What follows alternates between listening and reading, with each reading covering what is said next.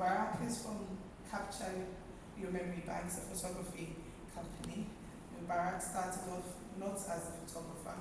He apparently, I'll let him tell the story, but as I understand Barak, he picked a camera from encouragement from one of your family members, and it's taken off from there. You started off small.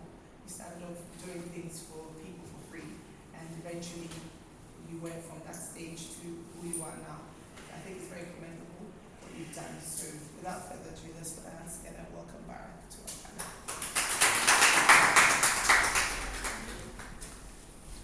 Thank you. Good evening to you guys.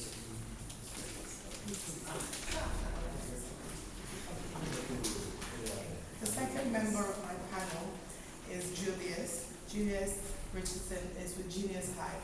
Genius Hive is a non-profit organization that promotes music amongst youth. And I think Julius also comes from totally different backgrounds, career-wise, banking and finance and technology. And his organization started because he wanted to see classical music reach a wider audience in Ghana.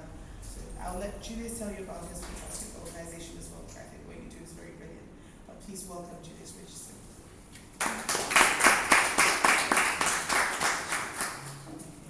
And the last member of my panel is Fred Dibby Jr. And Fred is from Heal the World. Fred, I've heard your story a few times, but I think what's still fascinating is that you started because you walked into a high-end luxury shop, and bought yourself a pair of shoes, and wondered why we couldn't make those shoes in Ghana. And it's going from the thinking of impossible to possible. So from the cobbler telling him that this shoe could never be made in Ghana, to actually making these shoes in Ghana and having people buy them and patronize your product is fascinating. So we're looking forward to learning from you. Welcome, Fred. So they will all be talking to us today about what they would have done differently if they were starting over today, 2 years ago. Or not necessarily 2 years, guys, but what I know now and what I would do differently if I know all these things. Thank you. Start. All right, go ahead. Okay. So I'm Malcolm in the middle. So good evening, everyone. My name is Fred Maui Degbe. It's a pleasure to be here. I used to be a student, and today I'm a teacher. So okay, I'm not teaching. I'm just telling you about the mistakes I made that nobody should do. So these two guys are very good friends of mine. He was actually with me from the very beginning of Heal the World, and he was doing something interesting with Capture, and I knew what I wanted to do. I needed someone who would get it and capture it the way I wanted, and trust me, it was something else, but I'll tell you more about that. I play basketball with him. Yes, he's very good. He stays in the air for a very long time. And he's doing something beautiful with music. So I'm glad to be on such a diverse panel. Thank you for inviting me. You know, when you go for talks, you learn to thank everyone before you start talking. So you have to acknowledge everyone else. So just a little information about me. I am 30 years old. I have a mixed background. I was not born here. I was born in the US. So I came to Ghana when I was younger, and I went to Ghana International School. I went to Lincoln, and I always traveled. And the question of where you're from, it always came up. So in Ghana, from Ghana, it makes sense. In the US, I was born in America, so right now, because we go down, it's just safer. It's just always been safer to say you are not from Ghana. We have to be careful. Yeah. Ghana and Ebola is the US. Try to work. Don't like the Americans. So yes, I was always going back and forth, and it's always been something in my mind that where are you from? And I always ask myself, like, why is it that when they ask me where I'm from, I'm not proud to just say I'm Ghanaian. Why can't I just say it? And I realized it was always because I didn't have anything to show that would like, wow them, If I showed myself in Kente, then it's cute, or in my time that it's cute, but it's not something that you look at me and say, oh, wow. And that for me, I always wanted the wow, not because of me, but because I'm from Ghana doesn't mean I should be any less than anyone else, So it's always something that has been in my subconscious. So I went to school in Ashesi University, and when I was getting done in 2006, I had my first stint of entrepreneurship. It's a very big word, but it was basically a guy came over to the school with T-shirts, and I've never seen these kind of T-shirts in Ghana. And fast forward the story, I thought, wow, I didn't know they could do T-shirts like this in Ghana. Why don't I start a company called MIG, which stands for Manufactured in Ghana. This was in 2006. I went to ask for made in Ghana. They didn't give me the name at the Registrar General, but they gave me Manufactured in Ghana, and maybe somebody will come and buy it off me. But it just goes to show that I believed in Ghana for a very long time. It was a T-shirt company, and I was 22 years old, and I didn't know a thing about business, and I made a couple of mistakes. And I'll fast forward the story. I went to the US, tried to get a job to pay for the business, didn't work out. I joined the advertising world, I joined the banking world. I gave up on the T-shirt thing. When you get older, you get fed up with T-shirts. Well, you don't get fed up with T-shirts, but you never get fed up with T-shirts. That's one word. So I just wanted a different challenge, and so I told myself that I'm going to find a way of doing something again, but it's not going to be T-shirts. I'm going to take all the mistakes I made from my last experience, learn something new, and do something new. So I was working in the bank when I went into a shop to buy a pair of shoes, and the shoe shine boy I asked was like, this can never be done in Ghana, and I really didn't think I was perplexed that it's a shoe and it can't be that much of a big deal. I did my research on shoes and so on and so forth, and cut a long story short, I decided that I was going to do it. It was around the time the Black Stars were at the World Cup. I bought the shoe in 2009, but then the Black Stars were at the World Cup in 2010 in South Africa, and it was just a great time to be Ghanaian, a great time to be African. And I kept wondering, why is everyone so excited? And it's because Ghana was playing at the highest level. If they beat Uruguay, they would have beaten, I don't know who would have played, they would have Germany, they would have beaten, who won the World Cup? Who would have won the World Cup? If we had beaten Uruguay, we would have won the World Cup, because the fame was too much. Because we were the only Africans left. We were representing a whole country on the highest level. It was not African Cup of Nations, Ghana versus Togo, it was us versus the best in the world. And I know that if we're playing Togo and we beat Togo 6-0, Ghana Togo 6-0 versus Ghana Brazil 1-0. We'll take Ghana Brazil 1-0. If we take Ghana Brazil draw over 6-0, I know Ghanaians. I know that deep down inside here, we want the best too.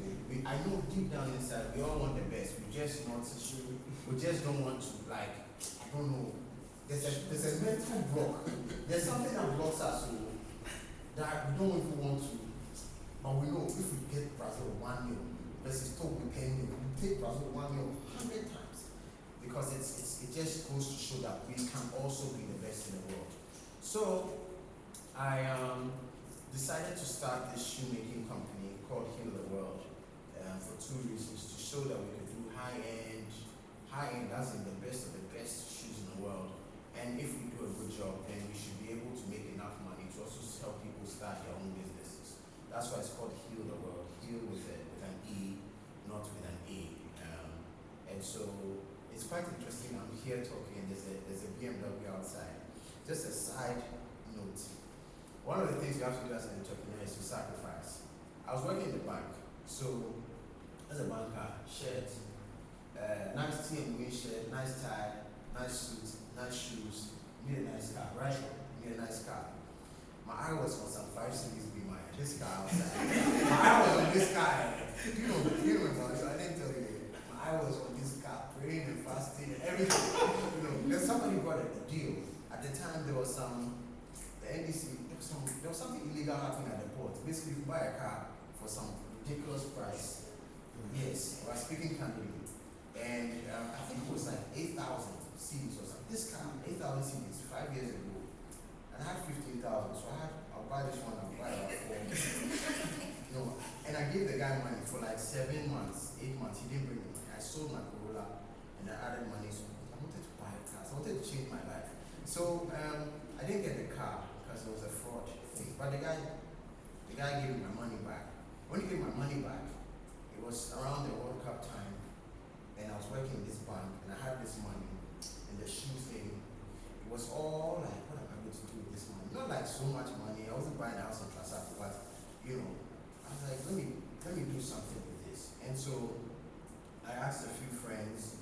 I started talking to a few friends about it, and some joined me and some left. And one of the people along the way when I started, who I approached, was a very good friend of mine who provided a good service, Barack. And I really wish I had the pictures, the very first pictures. Now when you see it, it's like, oh, it's nice, but it was 5 years ago, 4 years ago. It wasn't there. It was like, who are these two guys? Who are these guys? And that's how we started. We were like, we are some guys. There's a picture of us in front of the African Regent walking away. He was one of the models, I was one of the models. Everybody was like model that day. And we were wearing some shoes and walking away from African Regent. And looked like the building was on fire. Like we were just those guys. Fast forward the story, it's been 4 years. I quit the bank within the first year because the business was doing well, people were buying, and it needed more of my time. So I decided to quit the bank. It was not an easy thing to do, but I figured if Heal the World works, then I'll definitely buy that Beamer. And if it doesn't work, then I'll come back and ask for a job. Because, I'll come back and ask for a job. I'll be like, I want to try something, it didn't work. Will you take me back? So I quit, and it's been almost 3 years since I quit, and I've learned a lot. And I look forward to telling you a little more about that. So thank you for listening to this long intro. Is that okay?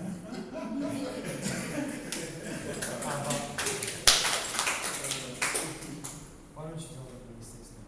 No. Am I supposed to tell the mistakes right now? Well, yes. Really?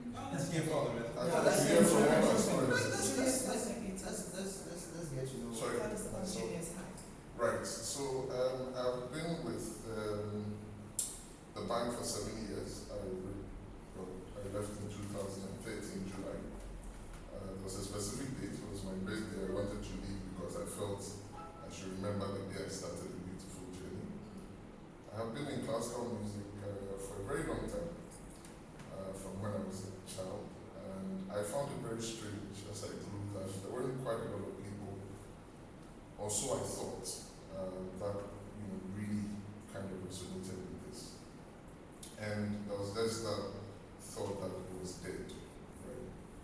For me, when I listen to, I don't fall into the category that listen to classical music on Sunday.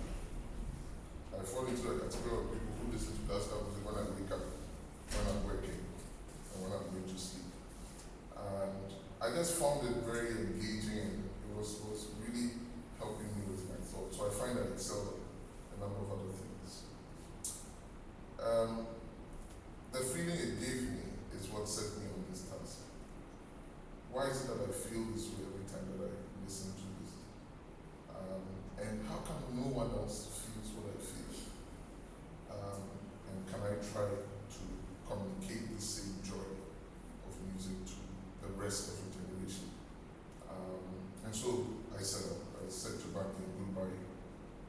Banking had run its full gamut, right? So fortunately for me, I've been very fortunate, and I think luck happens in life. I've been very fortunate to walk into people who literally run the bank and we said, come along, we'll take you on a beautiful journey to build a bank. The bank was 6 countries, we went to 33. I was in all countries. I did all the work from technology strategy to business development. I was in conversations where I was speaking and sometimes I was wondering, don't these guys know I'm a 27-year-old? Why are they taking everything I'm saying? I was into mergers quite early, so traveling out to South Africa, speaking to a whole table of people who had pens and tablets, and it was enjoyable. I mean, we were staying in the Hilton, we were staying in the most expensive room. So he was my boss. No, I wasn't, but I was very lucky. And so you can imagine when I said I was leaving back, how stupid I looked. Everybody said, what's wrong? Do you need some time? They actually said, take 6 months off. Take a breather. It happens to the best of us. Go, take your time. When you're ready, come back. Today, that offer is still on the table. I said to the gentleman, I've come to the point in my road where I realize that this is not my purpose. Purpose has a funny way of showing itself up. So you realize purpose when you've got a great job and you've got all the money, and when you wake up and you're going to work, you feel like you're tired. That's how you realize purpose. Right? And I've come to that point. It was difficult to wake up, go to work and go and do work. And so I decided my life has no meaning here. And I needed to move on to go do something else. When I paint the picture of what I want to see, I see myself sitting at the far end of a room at this great concert of very young people, 10 years, 7 to 10 years later. And they're playing that music that I enjoy every morning, Symphony No. 9. And it's beautiful, and I'm actually just enjoying the sound. And they've all come to the end of their journeys and they finally understood what I enjoy every day. And they're just happy, and I have that gratitude in my heart that simply says, wow, so that's what I've been doing for the past 10 years. Because it can show, it's very tangible. Why wouldn't I have been able to do that at the back? I built a project for the last 7 years. It had an investment of $1.3 million. It was making $700 million for the bank. It was very exciting. I felt like God. Wow, I can create things that make a lot of money. But the bank had so much money, and they decided, we need to spend this money. So they came back to me and said, we're going to destroy everything we've done. Let's rebuild it again. I said, no, we're going to destroy what? You can't destroy it. That's my life's work. So it doesn't matter. Money can always buy anything. Start with all the way again. And I think that's why I got it. I realized, wow, so who's going to tell the story? He says, what story? And it was just the way the guy said, what story? There's no story, my friend. Your life is just a romantic show. Get on with it. And I realized, wow, that's the sum of my life. It's money. So I stopped. Fast forward. Started the idea. I met a wonderful friend in Sam. Sam had left. I think our first conversations, I accosted him and said, why have you left your last job?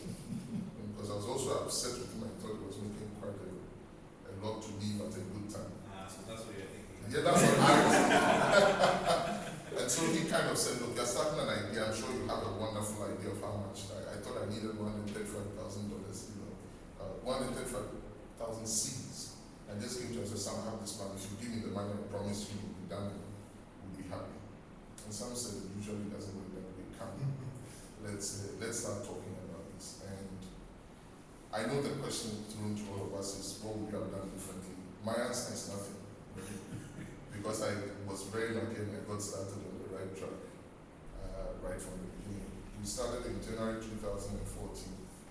It's been until now, maybe 7-8 months. And I have tons to share in terms of the successes that we've made. And the best of them is that I always wake up and I feel like I'm just going to play. I don't feel like I'm working for a single day. I have the best of times with my sons. I drop them at school, I pick them up after. I have created a system that creates its own money making, whatever, and I don't have to be there. I'm growing up a whole new set of believers and a generation of leaders who are really about change. And so that's it for the Genius Library story. So thank you very much.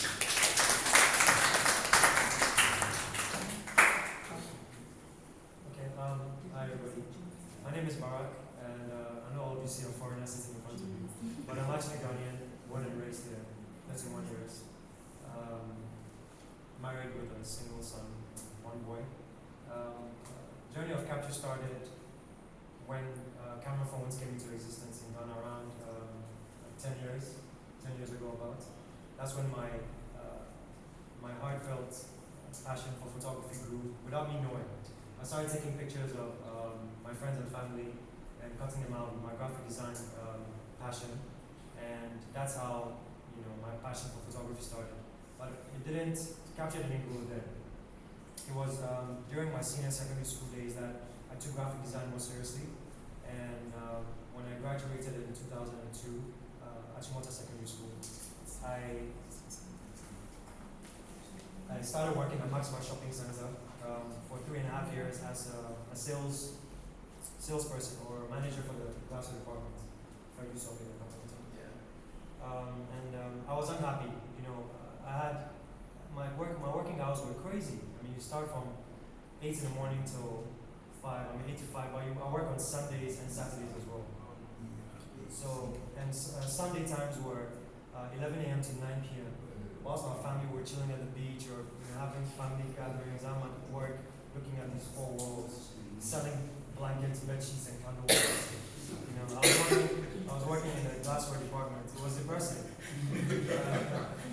So I was unhappy, but I knew that I wanted to, do something with my life that was, not in that field.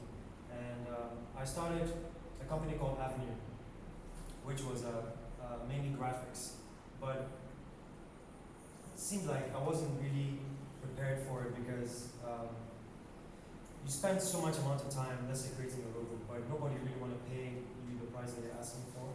You can spend a whole week or whether it's 8 hours a day for a week, and you charge, let's say, as much as 300 Ghana cedis. Nobody want to pay for that simple thing that you've done. So I kind of got disheartened with the whole graphics, and it wasn't giving me the money I needed to live my life. So that's when the photography phase started. As a graphic designer, I saw professional pictures like from abroad, and it didn't really hit close to home because I didn't know anybody personally who was doing it in Ghana. But one day I was on Facebook, and my cousin uploaded some really cool pictures. He's an architect, so he put up some really nice pictures of buildings, and I hit him up on Facebook. I'm like, yo, how'd you get these images? He's like, oh, a semi-professional DSLR. I'm like, dude, I need one of those. So he said, all right, send me money, and I'll send it to you in Ghana.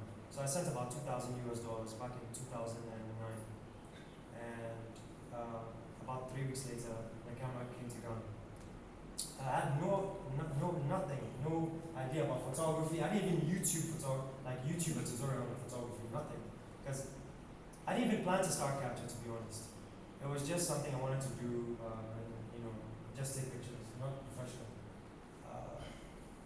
I just felt the instinct, and I followed it, I guess. And when the camera came, I started taking pictures of my family, friends, and stuff. And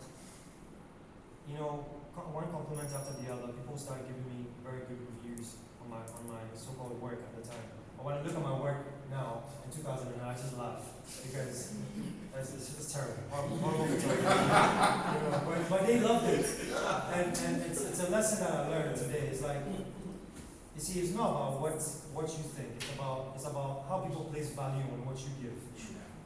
It's not really about the price, but it's about a problem that you solve or something that people really appreciate.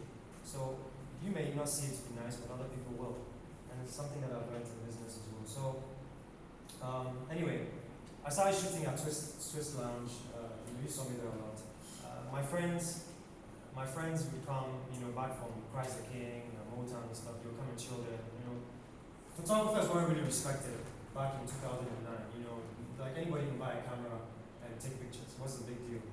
But I didn't let that stop me. I just put my pride aside and didn't really listen to what people had to say. I knew people were laughing behind my back. People were talking, I look at Barack as a photographer. Wow, how whack. No, seriously. And I didn't pay them no mind. Eventually, word started going around. Capture was the hottest thing. I created a name capture slogan, your memory bank. And early 2010, I shot my first engagement. It wasn't really a prestigious family with some people in Tema. No disrespect to Tema, I'm just saying.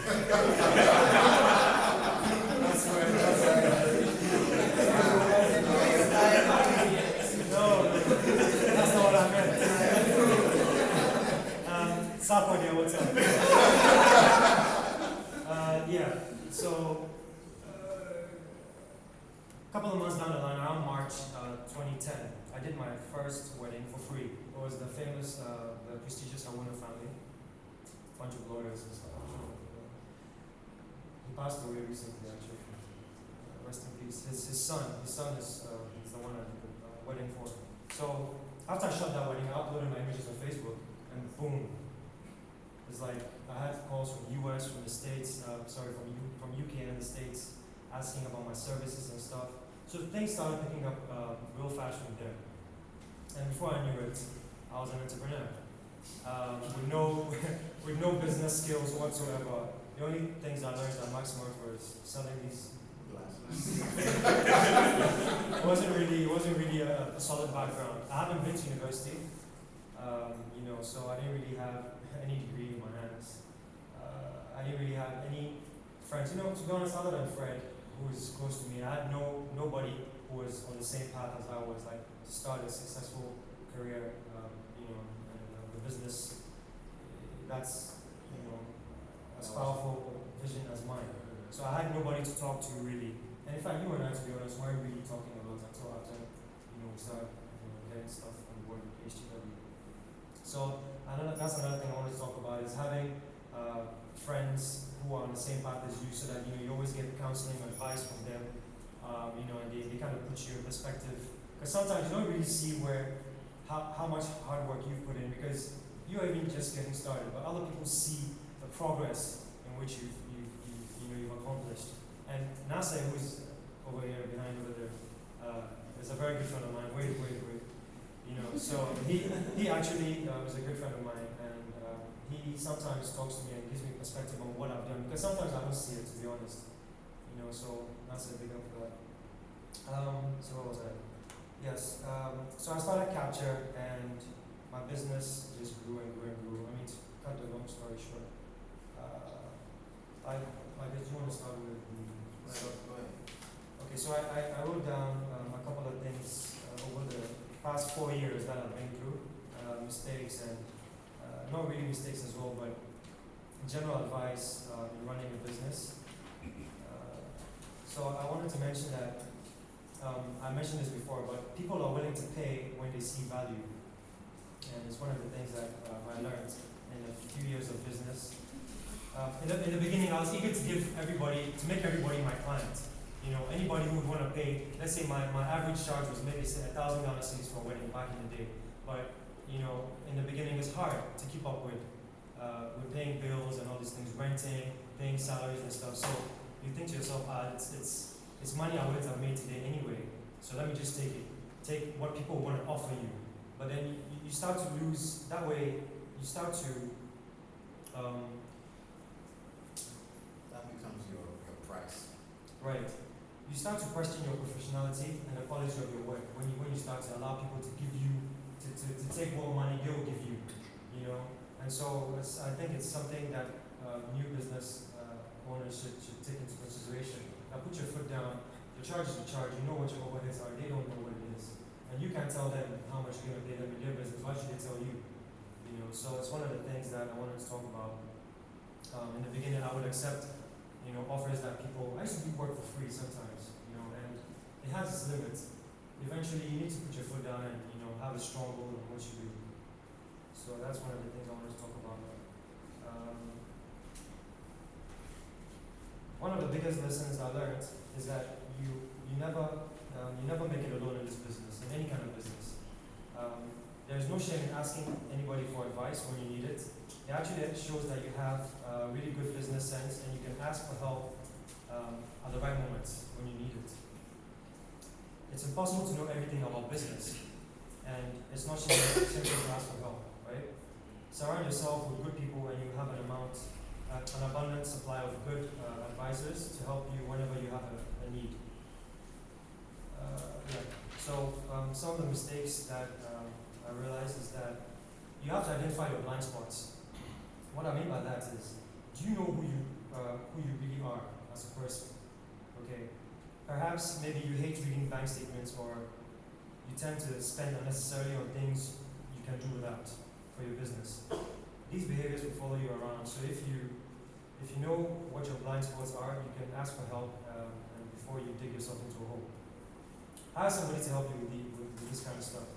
Because, for instance, personally, my father never had a bank account. Till today, he doesn't.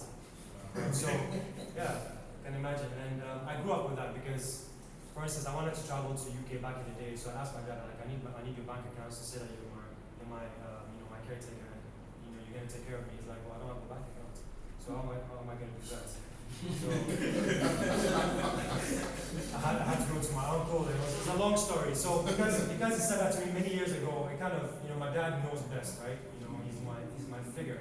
So I didn't open a bank account as well until my early business stages is when I realized what a bank account really meant, and then I went ahead and did it. And yeah, till today he doesn't have one.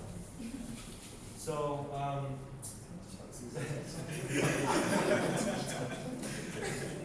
Well, that was a blind spot for me, but I overlooked it and I solved my problem. Another blind spot I recognize about myself is I'm a fanatic when it comes to latest gadgets. And I realized I was spending too much money trying to keep up with technology. And when I could truly still do great work without those devices. So I stopped. I changed my spending habits, save more money. So again, it's about your blind spots. Identify what your blind spots are, and if you need help and counseling with those things, you should get it. Another one is separate your business from your personal life. I think it's something that I knew way back, and I applied immediately I started business. You must have a separate account for your company, separate account for your personal account, like your personal life. You can't mix both because you're shooting yourself in the foot. And as an entrepreneur, you definitely be wearing many hats. So I hope you like changing outfits. Because as a business owner, you're most likely to obviously create a product or deliver a service where you have to be doing billing, negotiating, salaries, invoices, service fees. Man, sometimes you clean the toilet. And all of these takes time and different skills. In reality, about a third of your time will be spent on getting and maintaining business. So that's something that it's not a mistake. It's just again advice about business. I'm kind of mixing it in between that. And you definitely need a business plan because in the beginning, honestly, I had no business plan because I didn't even know I was going to start a business. And to be honest, it's actually very recently that I've started to create a business plan with a business developer. So it's also very important to have a business plan. Another thing is you need to respond quickly to your customer base. Even if it means you don't have an answer, try and don't try and outdo the competition, but instead try and provide a wow service that's in a different class. Then bill properly for your efforts and be sure not to sell yourself short, like I did in the beginning. Now, one thing is that people will always let you down, always, and it will happen in ways you can't even imagine when you start out in the beginning. It can range from inattentiveness and laziness to fraud and theft. You see it from all the people you meet along the way. Your faith in people or belief in them can be a dangerous thing. Blind faith will put you in trouble. Love and reward your employees, but don't have too much confidence in them. I personally had when I first hired a business manager, a business developer, he told me that I needed a business manager, and I've gone through 3 of them in the past 4 years, and I had to sack every one of them because they were taking my business down the drain, and it's a lesson I learned. Now I just manage my business myself. It's ridiculous the things that you do. Okay, and avoid the myth and misery of sunk cost. What that means is don't chain yourself to the anchors you lovingly create in pursuit of success. If it isn't working for you in the business, let it go. Simple. Let it go. Move on. Fire that salesperson. Let that manager go. Stop selling that product if it's not working out. Get used to moving on. You make a lot of decisions in running a business, and you must accept that not all of them will be right. I've made so many mistakes, but I've learned to move on and better myself. So I'd like to end by saying that the bottom line is if you have great values, goals, and objectives, you can communicate these with the right people and thereby focus on what matters to you and your business. It helps with getting the right people on your team. In this way, you'll take your business to great heights that only a few companies can get to. Thank you.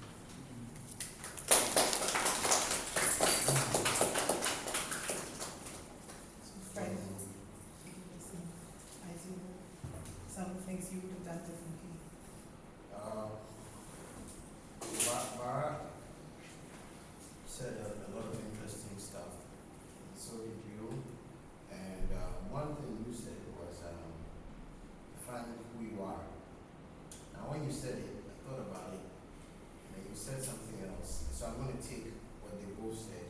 So it's define who you are as a person, and define who you are as a brand. And then from there, you define what you do as a brand, and you define what you will do in the company. I'll explain. Basically,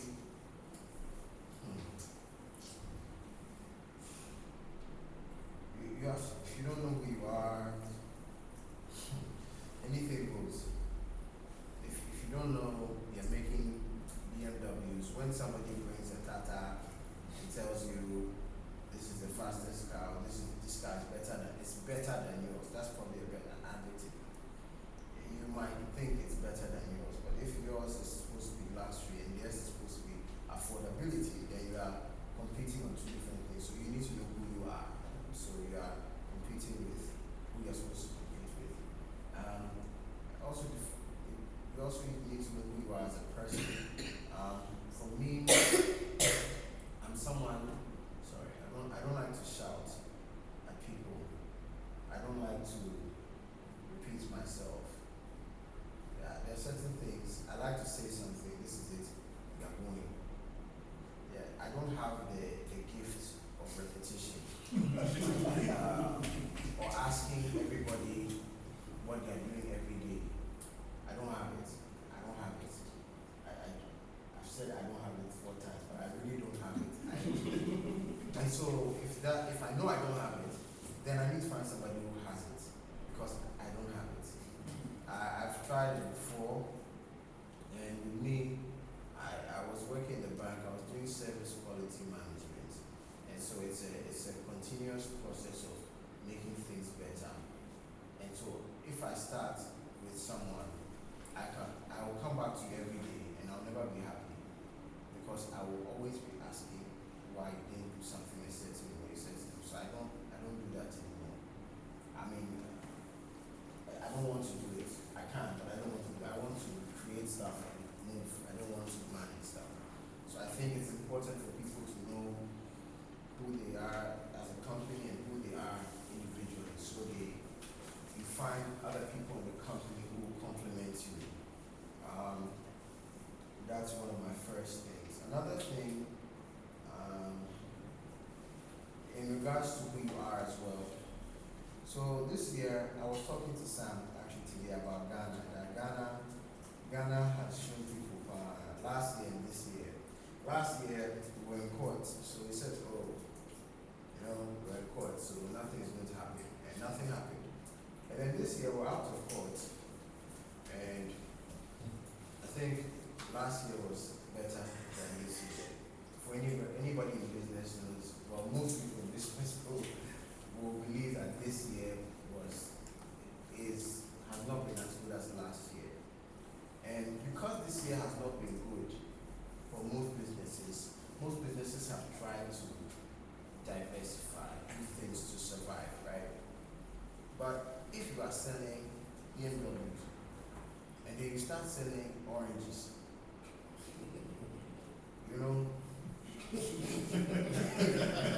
in some way, no, to survive. So I met a lady a month ago who said, don't change your DNA, change your market. Ghana is 20-something million people, but really it's just the people in Accra. And even the people in Accra, it's just a few people in Accra. That's how it works. It's not, Ghana is like, it's a very small country, to speak conservatively. When something happens like this, everything. So I would advise that people who are doing business have to think outside Ghana. You have to have aspirations of being outside Ghana. And I believe that this year is a year that most companies will either diversify and start selling oranges, they will collapse, or they will grow.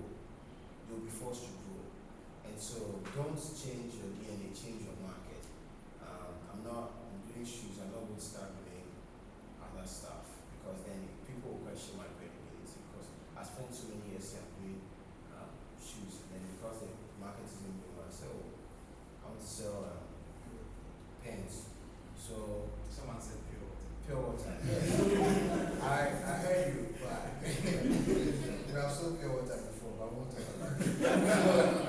Another thing, in regards to what my brother said, was about people. And people are funny. We're all funny. We see we're all born with sin, right? So we're all prone to making mistakes. And the thing is that human beings, we are survivors. If they say the thing, they compare Ghanaians and Nigerians, that if a Ghanaian is going to steal from you, you won't know. You tell him, I'll give you 500 cedis a month. You say yes. But really, he needs 1,000. So he's going to steal the other 500 from you. And Nigerian will tell you he needs 1,000. And you say he's arrogant. You say, yeah. And he'll leave.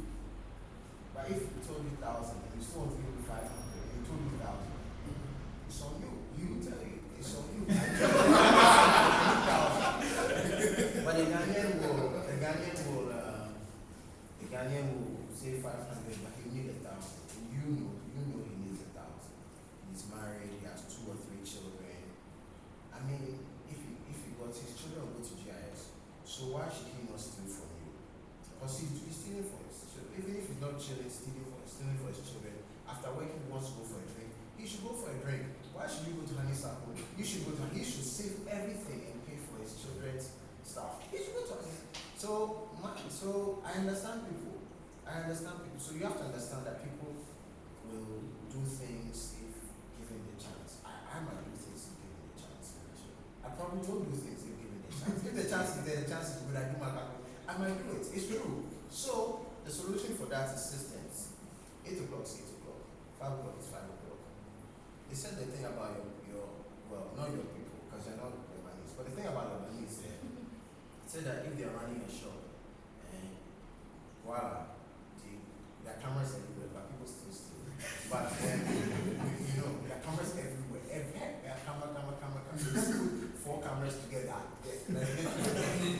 But people still steal. And they said that what the Lebanese people do is that they keep 2 keys. They keep the keys to wherever the money is, and the keys to wherever the stock is. Because you are either going to steal money, or you are going to steal stock. So when we have the key, then you have to steal what's out of the what's out of the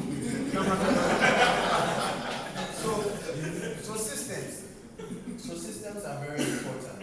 And I love people. I think naturally everybody would like to love people. But Charlie, people have things to do, they have bills to pay. Sometimes they just want to drink. So fine. So let's put systems in place. And it's very difficult, but all the good companies, great companies, it's all been built on systems. People come, they die. Some are good, some are bad. The systems are staying. So systems are very important. Another thing is, this is a mistake I made. I started doing shoes. I'm in the business of shoes and so on. But the truth is, I never really studied fashion. Actually, never studied fashion. All I knew was that any good business, we need a salesperson, we need a production person, we need a general manager, we need an accountant, any business. So I sometimes I just sit down and say, if this doesn't work, I can sell chickens. Because the basics for a business, a good business are there. It's good to have the basics, but it's also better to know about your industry. You have to balance the two. If your industry is cars and you want to do cars, you need to know where the cars are going to be sold and so on and so forth. You can't just set up a factory and then have people working and you don't really know the car market. And you see, you have an accountant, you have a this, you have a that. So it's good to know how to run a business, the things that you know for a business, and then it's good to know the game. You need to know the game. Barack said a lot of things I wanted to say. I think the last thing is a practical example. It's about shareholder agreements. And not all the fingers are the same. Not everyone is going to be your friend. People change. Economies change. A lot of things change. And so the safest thing to do is to say this is where you want to go,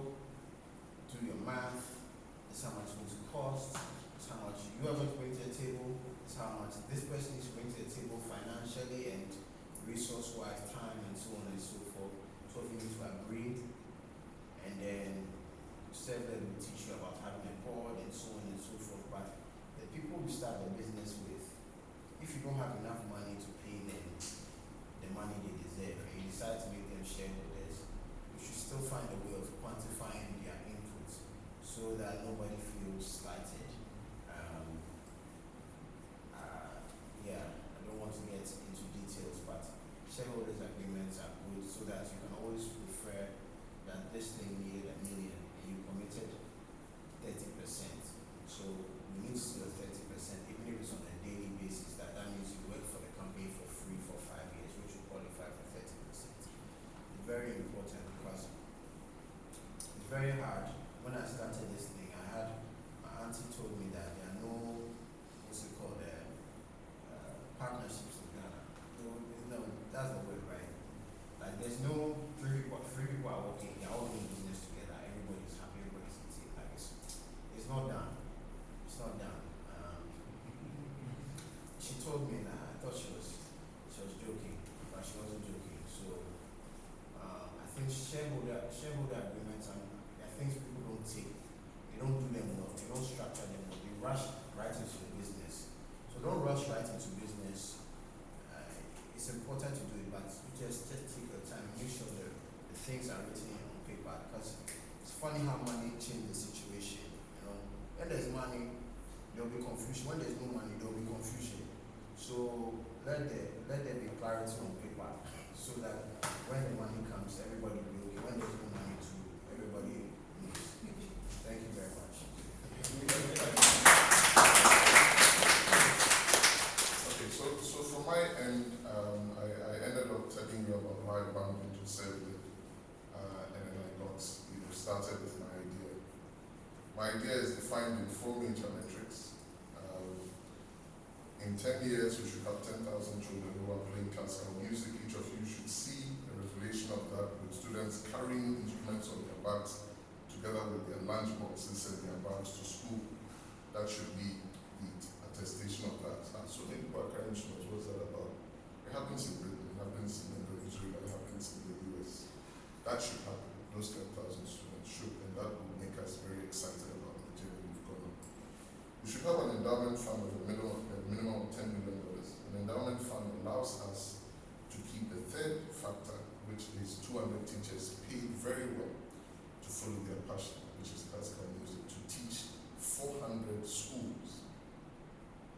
The children of those schools who really want to study classical music.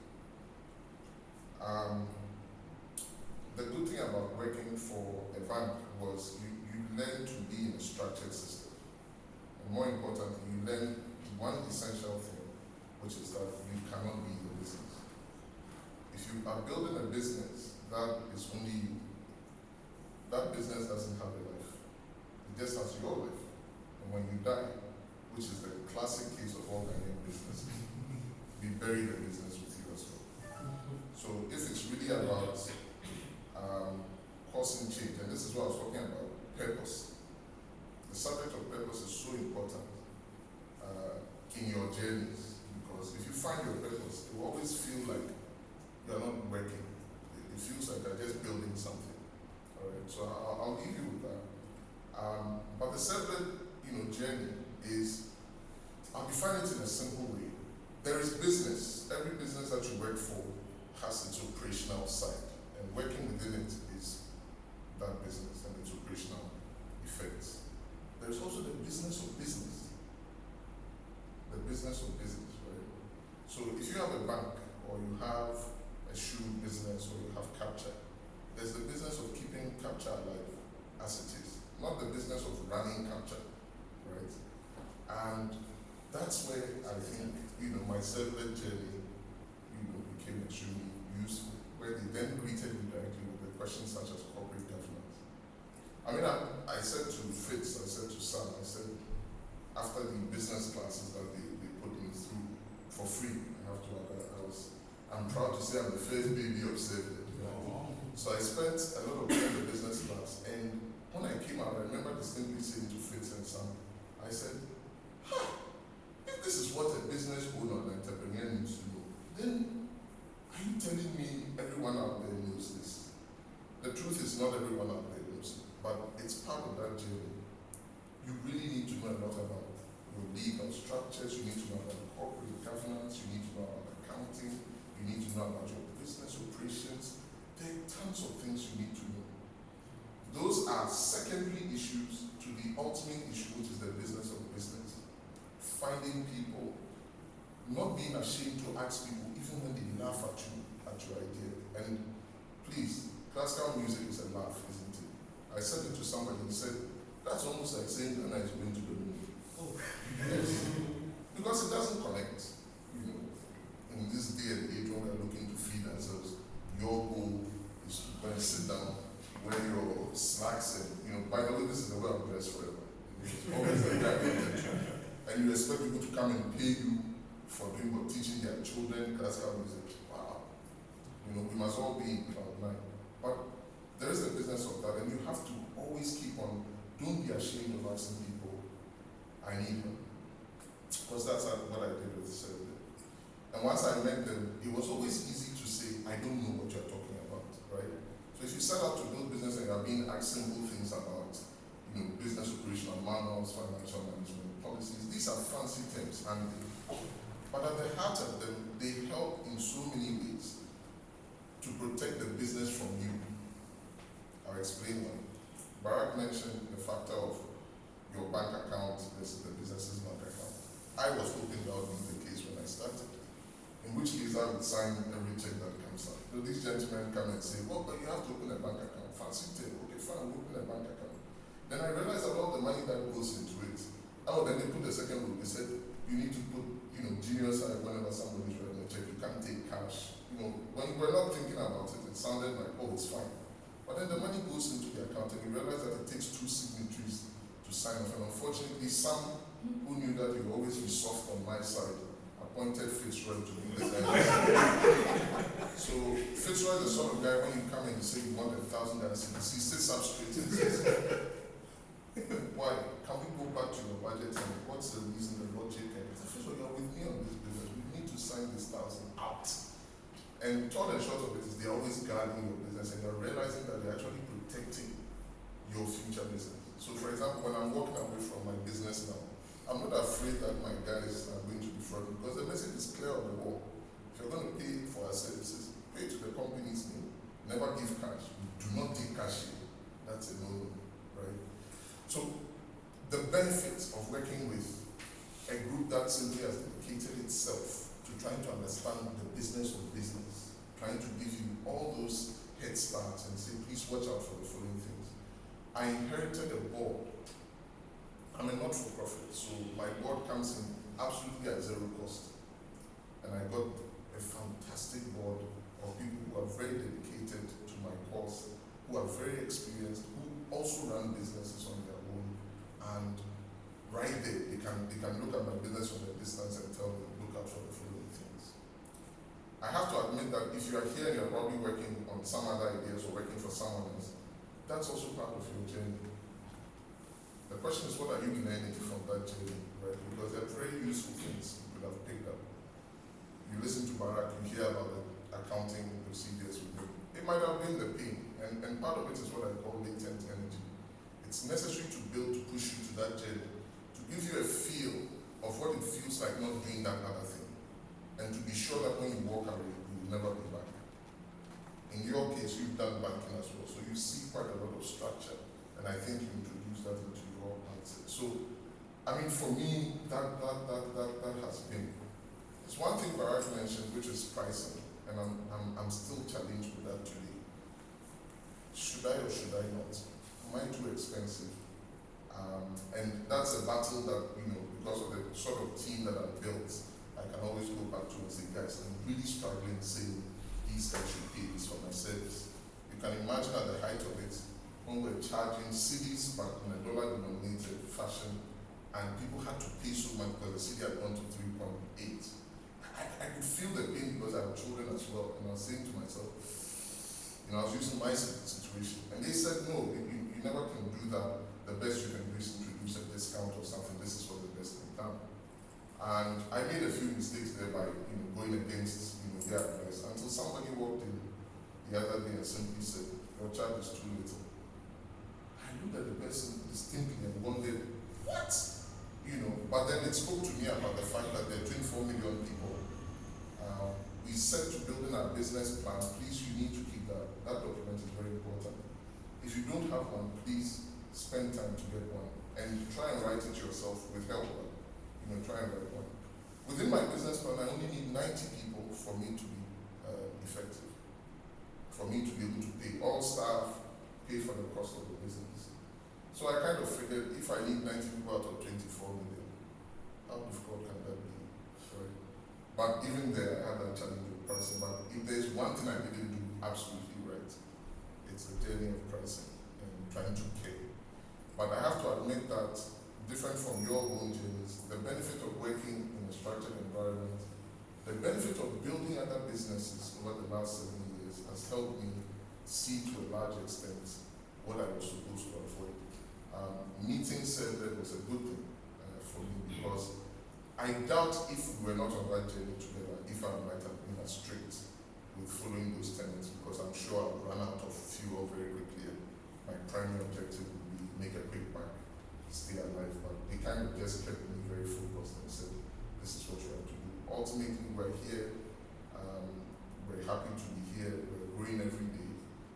We're grateful for the opportunities. I do not think about managing my business because I haven't ever had to deal with that. My whole accounting system is online. I have people processing, everything that I do on payments. I have an accountant online. I haven't walked away from what they do. I try to understand what they do, but that really has been a benefit for what I'm doing. So unlike both, this is why I said I don't think I can honestly come and sit in front of you and tell you that I've really had to make some very bad decisions. But if you have the opportunity as well, when you're starting and you started already, getting some structure behind, building a bigger vision of yourself, and getting other people involved so that you can walk away is absolutely essential. And I think that's where I will leave my story. So thank you very much. So very big thank you to you three. I've learned quite a lot from you, and we open the floor for you to ask questions from them. I'm going to start myself. Sorry. I'm going to start myself and ask you some questions. My own question. Julius has talked about the support that he had, so he feels like he's had a great start to it. But I respect the fact that you guys have gone through quite a lot of struggle to get to where you are. What I want to ask is, what are you doing to make sure that you stay true to what you started off with? Because it's hard, like you're saying, in this environment. There's not money in the system, so perhaps somebody's going to come up to you and say, Barack, I can't pay X amount for your services. And you are probably looking at your cash flow that week and thinking, I have to pay my staff. Can I take this business? Sometimes it comes from the reputable people that we know. It could be that distinguished family's daughter's wedding, but they don't actually have the money that you're asking for. So what are you doing for yourself and Fred? What are you guys doing to make sure that you stay true to your policy? Well, it's interesting that you brought that up, because today is actually an example of what you just asked. Tonight there's a party happening for one of my clients, and she called me early on. She cannot pay my normal rate. She can pay less than half of it. And again, I mentioned about putting your foot down and not letting people step on you. But it depends on how you look at it as well. For me, it's money that I wouldn't have made tonight, as opposed to just losing the job. Plus, it's the way you deliver or accept the offer that can make it, will not make you look cheap or that you're in to take anything. So she really didn't understand the situation, so I actually use it as to my advantage. It's like the packages that I send to somebody has a list of things within that package, and there are 3 packages, one more expensive than the other. So what she said her budget was let's say, was 1,000 Ghana cedis. My minimum was, let's say, 3,000. Meanwhile, she ended up paying the same thing if she had broken down the packages to get what she wanted, which was just 2 hours of coverage, let's say 2 hours of photography coverage. If you broke down the package, that's how much you would have spent anyway, the 1,000 cities, not 3,000, because you would have broken down the other things that were attached to the package. So even though she assumed that I broke my price in half or less than half, for me, I actually made that money that I was supposed to tonight. So it's, again, I think the answer should be, it seemed like a compromise, but I actually didn't. I was being smart. And that answers the question. And the other way is that you grow. Okay, you try and have foresight. What's the next step? I don't, like, they say don't put all your eggs in one basket. For me, my family and friends always advise about why don't you diversify out of photography, because the industry is looking shaky. You know, because every other week now there's a photographer coming out. They take a picture of your dog and then you upload on Facebook and it's like, you know, your movie something photography. And it happens every day, almost every day you see. So it's like the market is becoming saturated. But that's okay, because it creates competition, which is good for every industry, and that should be on top of your game. And that's what I'm doing now. I'm moving ahead to what other people are not doing in the industry. I don't want to mention that now. We don't know who's listening. So, but I'm not staying in one place. I'm still in the same industry, but opening up my market to different avenues. And I think that's how I'm staying afloat, but still in the same direction. So yeah, I hope that answers the question. So thank you. So I think I answered the question earlier about not changing your DNA. I was talking to Sam earlier about the stuff I wanted to do next, and there's always like there's a natural tendency. There's a tendency to always do something that is like for your people. Excuse me to say. So I'm black, I'm Ghanaian, I'm African, so do it for black, Ghanaian, African. I think because of the schools I went to, I don't really understand what is black, Ghanaian, African. I went to GIS, I went to Lincoln, and maybe I might sleep tomorrow and wake up and be white. And what do I do then? And if I wake up and I'm Indian, do I try and cater to the Indians? So what I was telling Sam was that I don't want to do something that a particular race or so biases. Yeah, there's a while ago I was talking to a friend of mine about Ghana actually and certain issues. I think all the issues that Ghanaians talk about. Let's just say I was talking about all of this, and I said, what's the solution?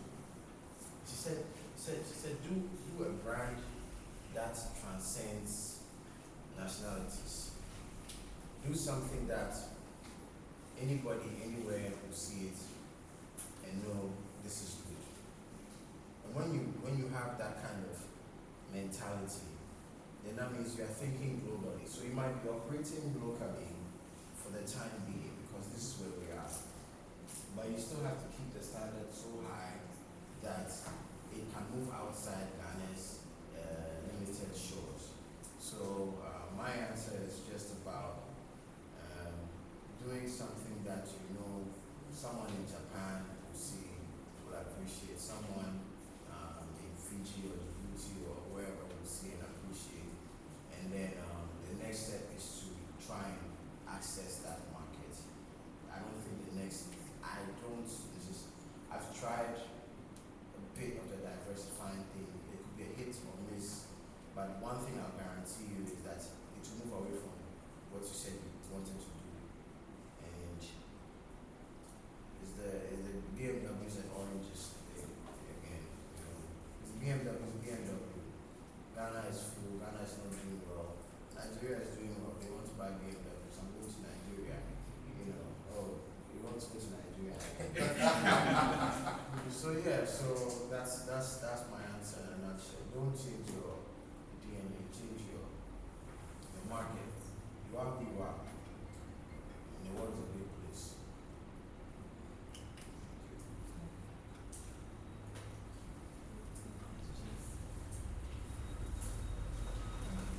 Well, I have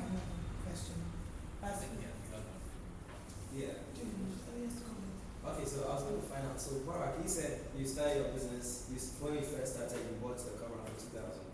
Fred also, I'm sure he started with some money than you as well. So how different do you think your businesses would have been if you had no money at all to start?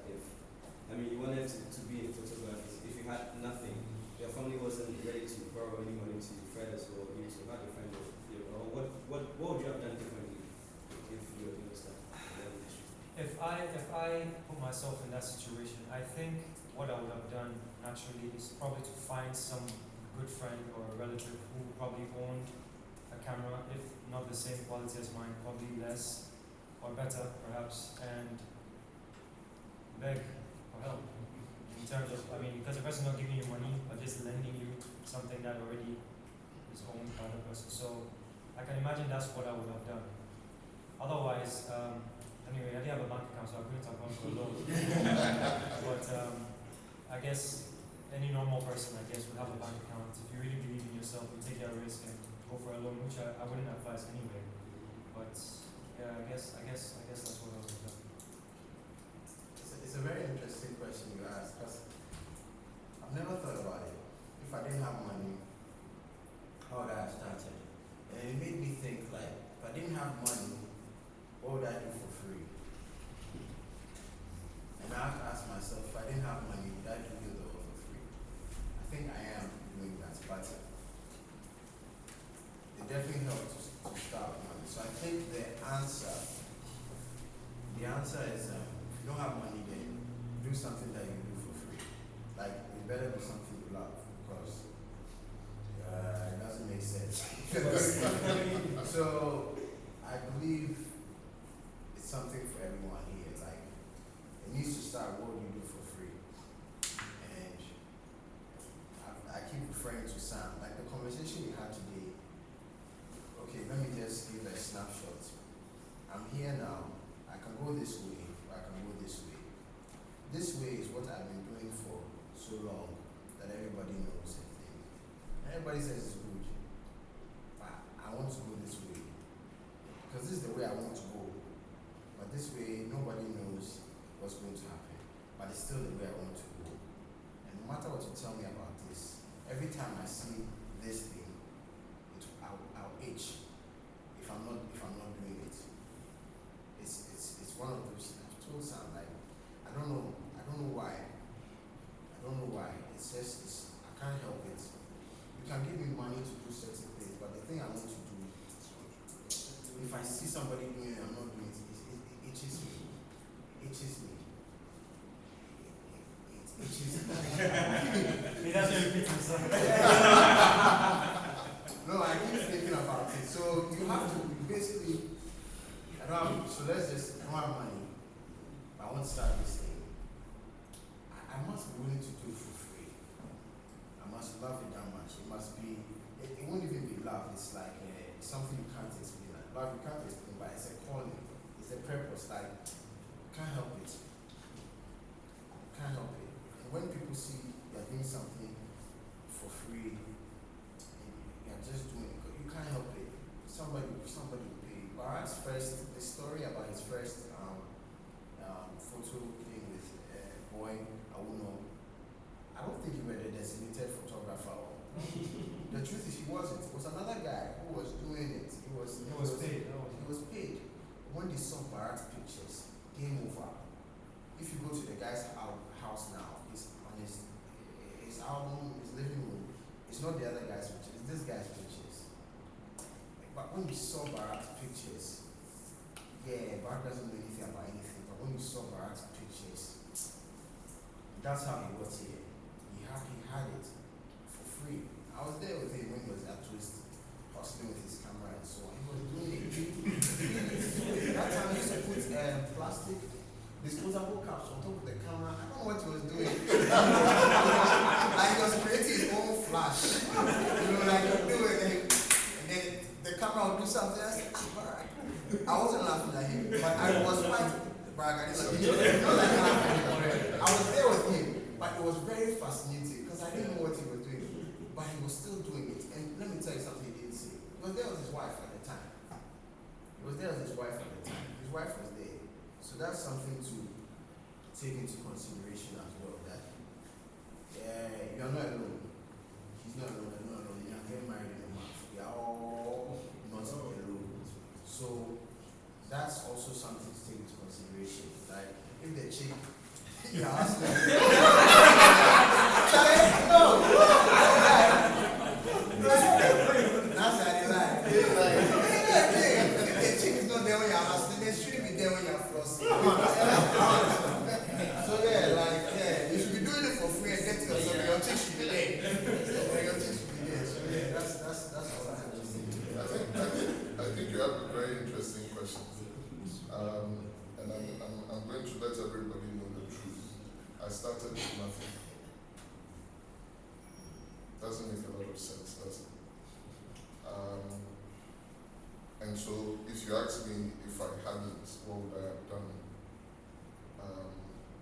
Maybe the answer or the question for me would have been, if I hadn't still met anybody who really wanted to do that, what would I have done? I might have tried it for a while, and if it didn't work out, I would have started from home. I at least had a place to put my head. I was going to go cap my hall and then start teaching from home. There was no way I was going back to what I was doing because I was operating on the happiness model. The key to success is doing what makes you happy. So if you are in the business of having to think about survival, and he mentions his last point, I have to recommend to all of you, if you are not married or if you haven't married yet, please find a woman who you can tell these stories to, and all she wants to hear is more of the stories. The woman either shrugs you off or tells you get serious. You honestly have to look at her again and say, Not now. I think that's a very essential point, but I would have started from my living room. I would have taught the first child one by one. We started with a few people, and now we've grown 3 times our size. There is the word of mouth effect as well, and that comes around. So it might have been slower, but I would have still started. There's no doubt about it. So one thing I want to know is how do you, I think there's three of you talked about structure and systems, and it seems to me that one of the advantages small business have over big business, flexibility, speed, and ability to mobilize your work. So how do you prevent structure from impeding your growth because you're starting, so that you can get things done? For me, I think I'm a small business, and I will for the longest time remain a small business. I mentioned to you that the total number of students that I have is 90. I think within that category, I respectfully admit I'm a small business, right? But it makes my model work. But there's a case of 10,000 students and the possibility that you can scale. Structures are so important from a standpoint where you start to ask yourself, how do I get myself out of the business? What key functions am I performing right now that I would rather delegate, and delegate in such a fashion that you don't have any bottlenecks. There's no function that wields the entire control of your operations to the point where you cannot quickly pivot. So for example, we had the talk today, and I have commitments, and I try to meet my commitments. And fortunately, because of this sort of thinking, which is why I talk about the 7 experience, we had to sit and discuss. And I think up to today, we still discuss what happens when you now hit this mark. What happens when the market comes to you? And we try and create scenarios of those. And so a lot of it doesn't pick me by shock.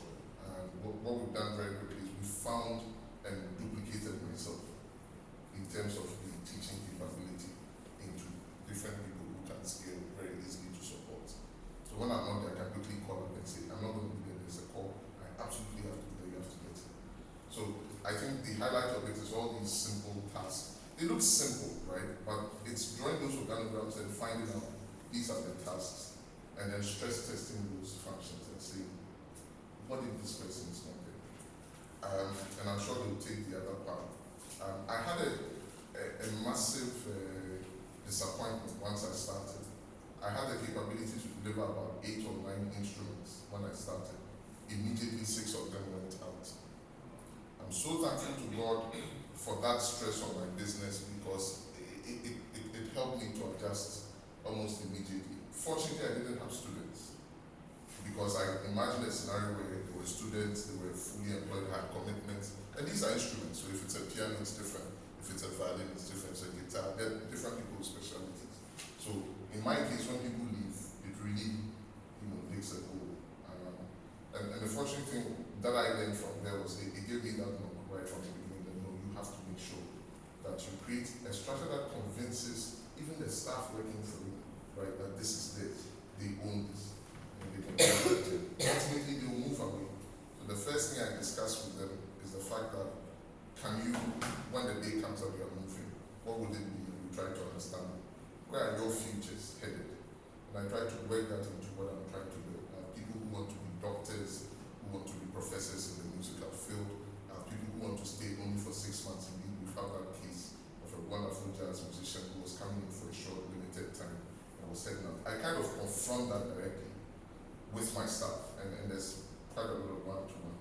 And then I kind of figure out that's going to happen now, and how can I quickly compensate. When he left, I had someone who was coming for that. So I don't know if I've answered the full, but from a small business standpoint, and then understanding how it scales, it all comes from doing this organograms, understanding where I can stress, take out the stress, put on other people, and keep recruiting for people on the back end, making associations, affiliations, looking out for students who are really passionate about this and trying to feed them into my system.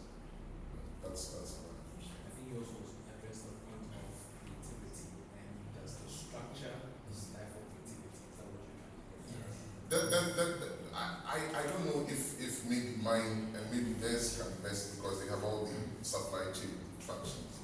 But mine, everybody's a leader, so it's a very flat structure. Most of them actually handle their own shop, so maybe I might not have had that experience. Thank you, Julius.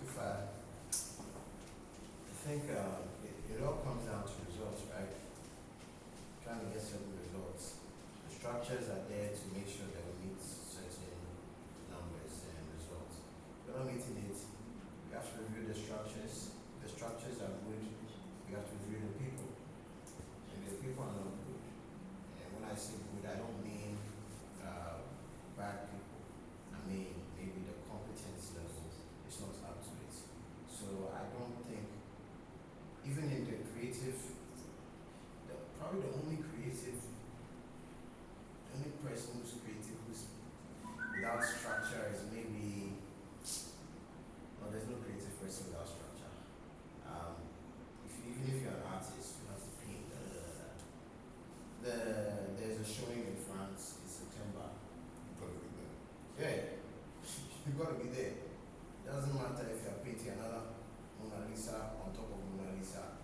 You have to be there in September. So there's no such thing as, there's no success without a structure. There's none. We spoke about Ronaldo and Messi and so on. Ronaldo does 1,500 sit-ups a day. No joke. That's what he's doing. You can say whatever you need to say, whatever it is. It needs to be done. It needs to be done. Some people are short and they have yeah, you need structure. You need structure. I think so. The whole thing is about monitoring results. If the structure is there and you're getting results and so on, then fine. If the structure is there and you're not getting results, you look at the structure, you look at the people. It's one of the two things. Not people, structure, people, resources. Either the machine didn't work, or the person didn't show up, or there's a structure that is wrong. You are supposed to give to this person, but you give to this person. So you just have to, as an owner or an entrepreneur, look at it from the top, from that view. Like, is it the person? Is it the structure? Is it the resource? And your job is to solve. If it's the resource, you have to go and find a new computer. If the person, go and find a new person. If it's the structure, change the structure. Then watch again. It's a continuous process. Structures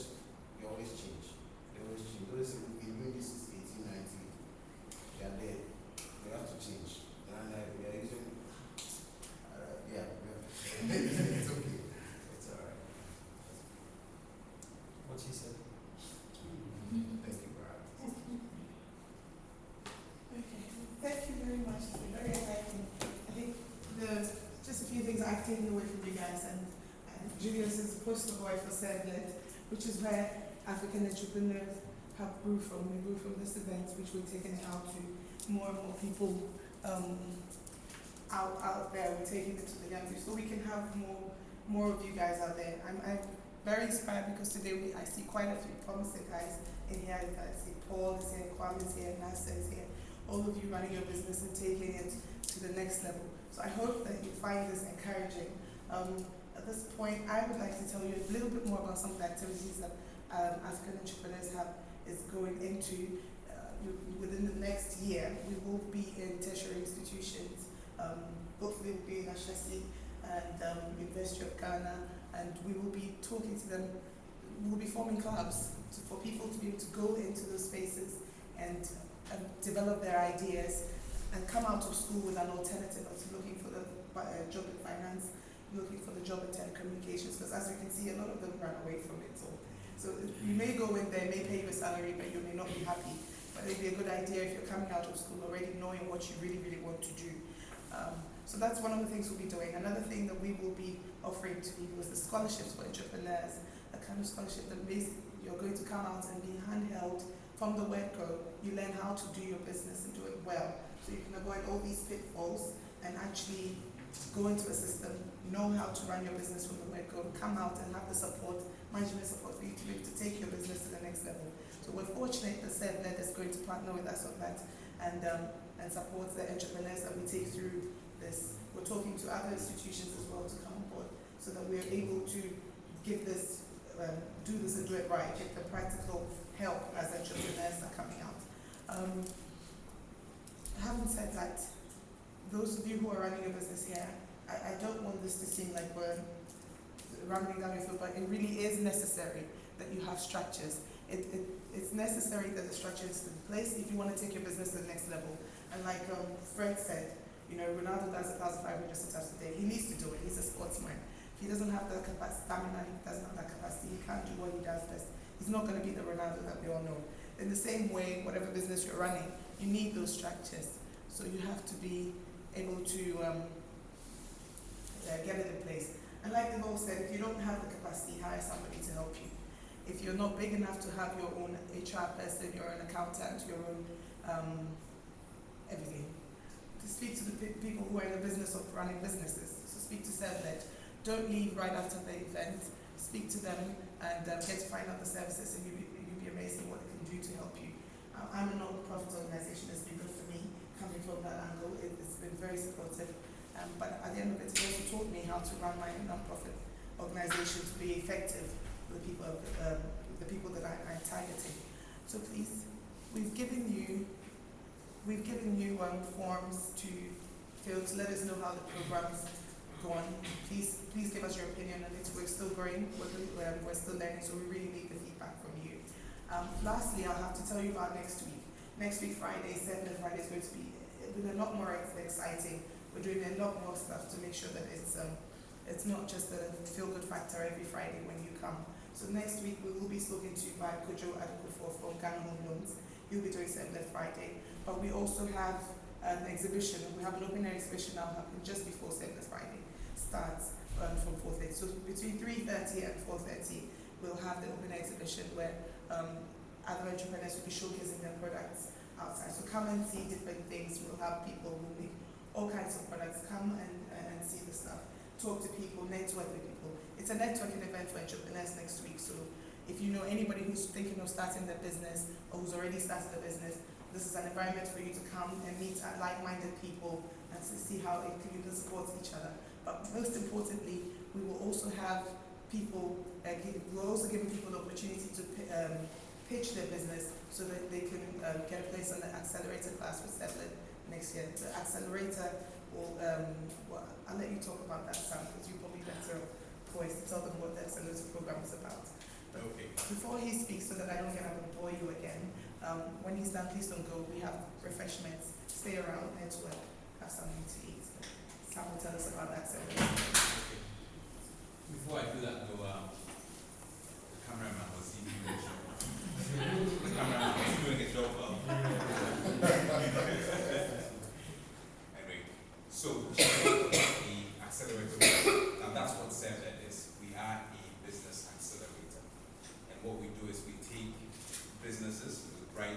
entrepreneurs with bright business ideas, and we take them through a rigorous 6-month program.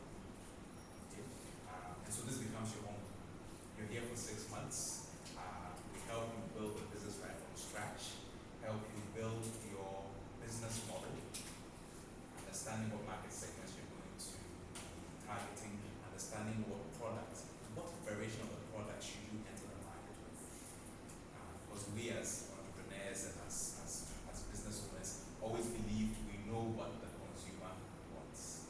And so spending time in here and working with fellows, and it's not just the guys themselves, that we have a very strong network of fellows, guys in industry who have built businesses before, and you've seen some of them come here to speak to us every Friday, 7th Friday. We have some of them coming here to help you build your business. And we're hoping that within that 6 months you come up with a business model that's scalable, that is profitable, and that is sustainable. Julius keeps talking about sustainability.